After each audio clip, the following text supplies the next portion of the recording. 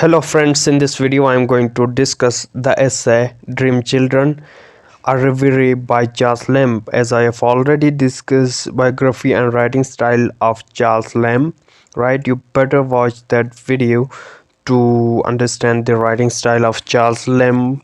Let me have a glimpse revision. His writing style consists of his narrative, right? Subjective, imaginative, humor and pathos, nostalgic and nostalgic wisdom, not didactic, right? And wit and ironic as well, right? So in this video I'll discuss this essay Dream Children are Reverie. So without wasting time, let's begin. As the title itself is self-explanatory, right? Dream Children. So you may guess from the title that in this essay Charles Lamb had a dream, right? Dream about children, right? A reverie. Reverie is a daydream, right? So first let me tell you the overview so that you can better understand the essay from the very beginning. So it goes like this: Charles Lamb, he imagined or having a dream of children, his own children, right? Because he was not married, right, in his life. So he was a bachelor, did not get married, have no children. So he just imagined his dream children, right?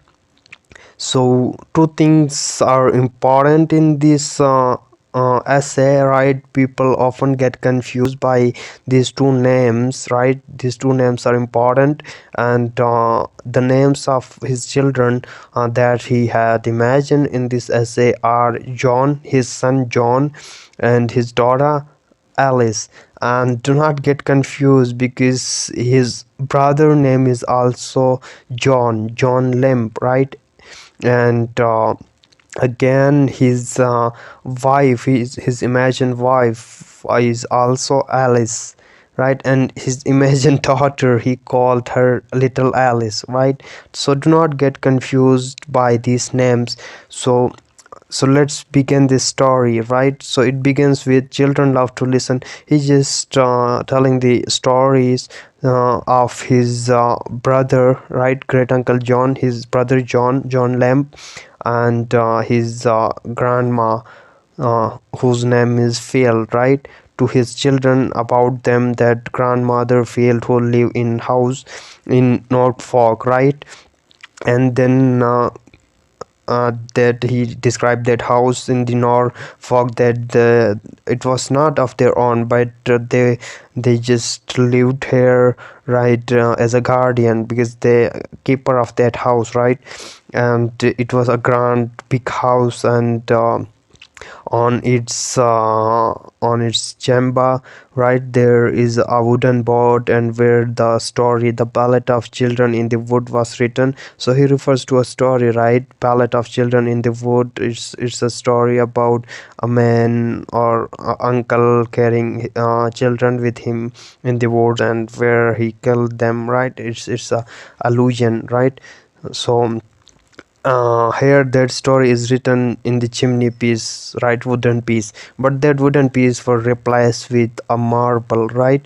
And then how good and then he Charles Lamb tell his children that how good their grandma Field was, right?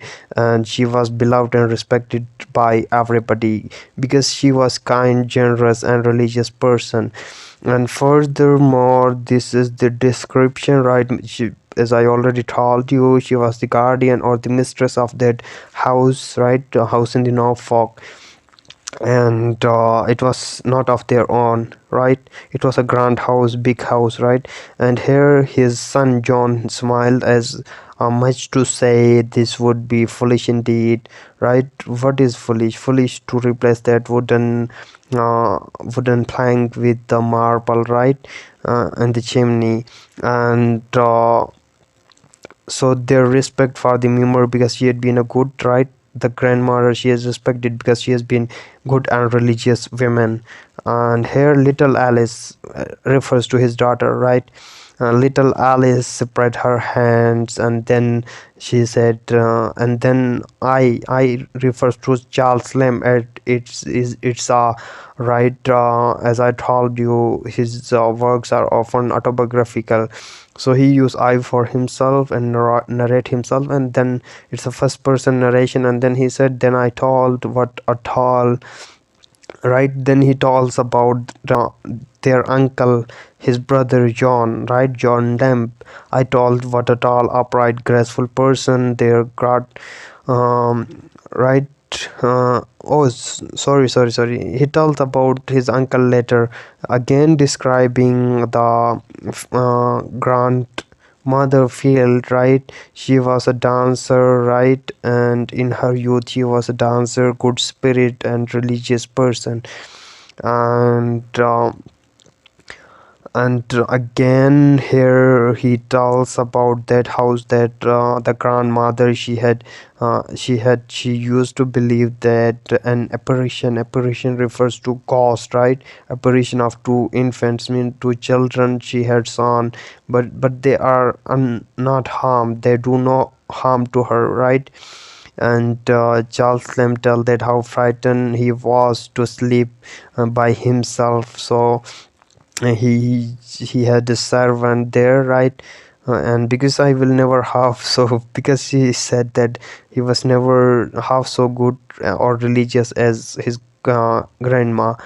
And here his son John expanded his eyebrows and tried to look courageous, right. And then Charles Lamb tells about his activities and hobbies, right, and the activities he used to do, right, great house in the holiday, right.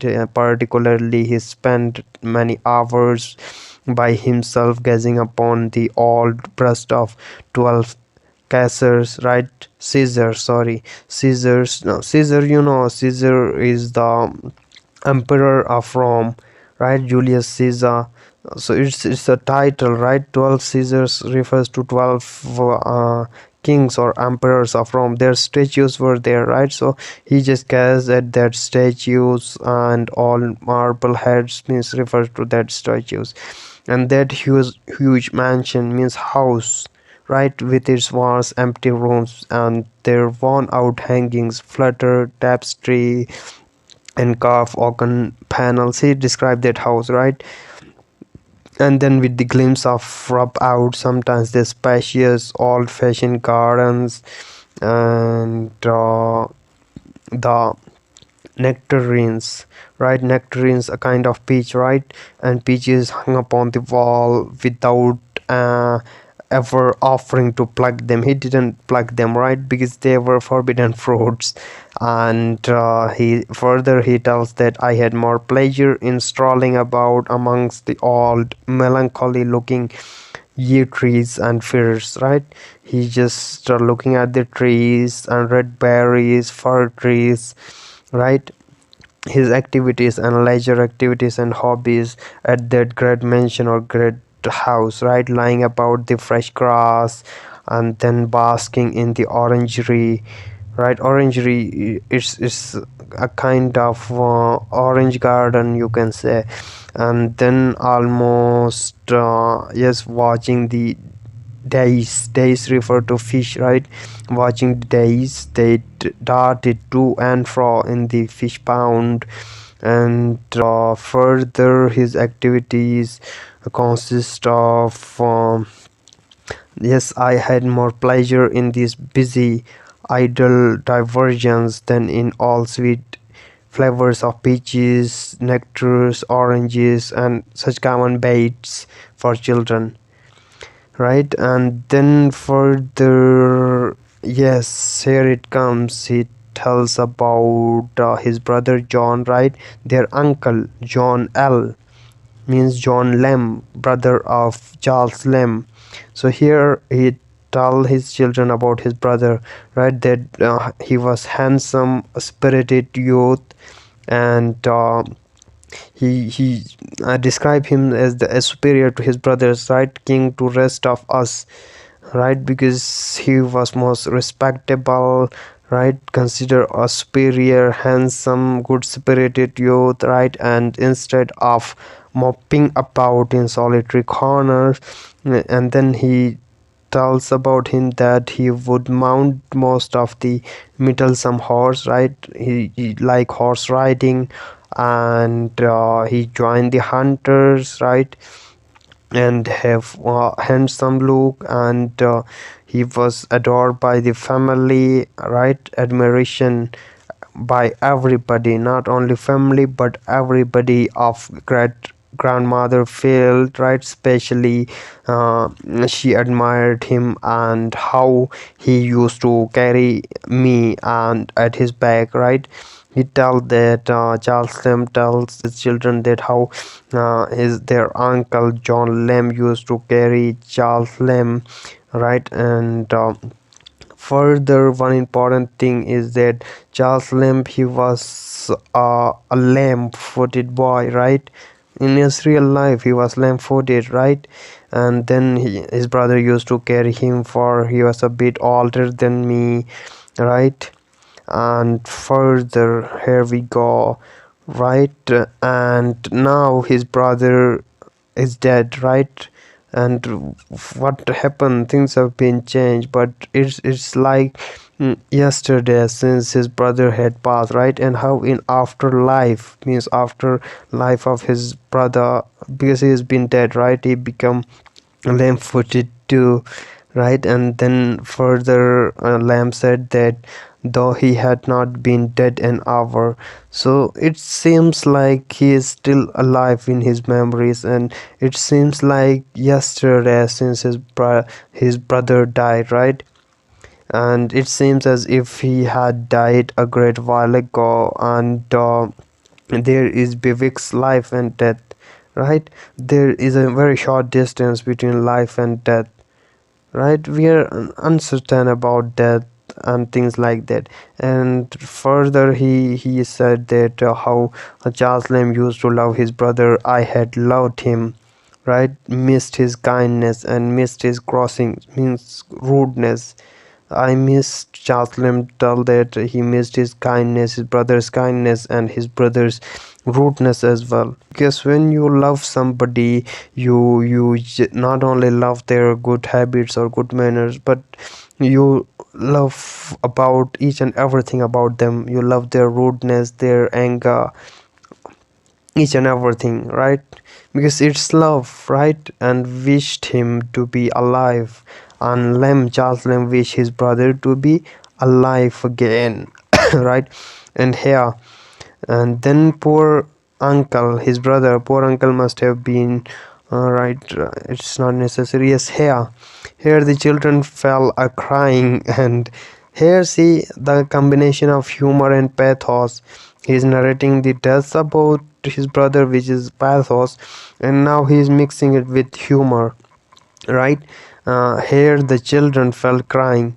You may guess that the children cried because of the death of John Lamb. Actually, not because they a humor is used here, because they get bored by this story, right? Ask their little morning, but they had not for the Uncle John, but they look up and pray me not to go on about their uncle. They are crying because they get bored by this boring story, and they just requested not to tell more about their uncle or this story, because they get it bored, and tell them some stories about pretty dead mother, right? And then children now demanded Charles Lamb to tell stories about their mother, right? Her name Alice, right? Alice W, right? Imagine, it is imaginative. Actually, it didn't get married, I already told you, right? And then I told them how for 7 long years in the hope. Actually, the story goes like that. He had a love, right? In his real life, Charles Lamb, but it was an unrequited love, and he didn't get his love, right? So what he say, for 7 years, right, in hope, sometimes hoping for her, right, and sometimes in despair, and courted the fair Alice W, right. And children could understand. I explained to them how coyness refers to shyness, right, and difficulty and denial mean in maidens.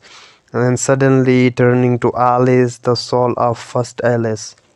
First Alice refer to the mother, right, Alice W, and little Alice refers to his imaginative daughter, right. Look out at her eyes with such a reality of representing that I become in doubt which of them stood here before me. And then both the children gradually grew fainter to my eyes receding. These lines are important, right, because this indicates, this tell you that actually it was a very a daydream, right. Further, the scene get fainter to him, right, and receding, and and he saw nothing at all, right. Oh, it's very cold there, sorry about that, I got a flu, right. So this stuff in videos, I didn't edit this, right, because I posted directly.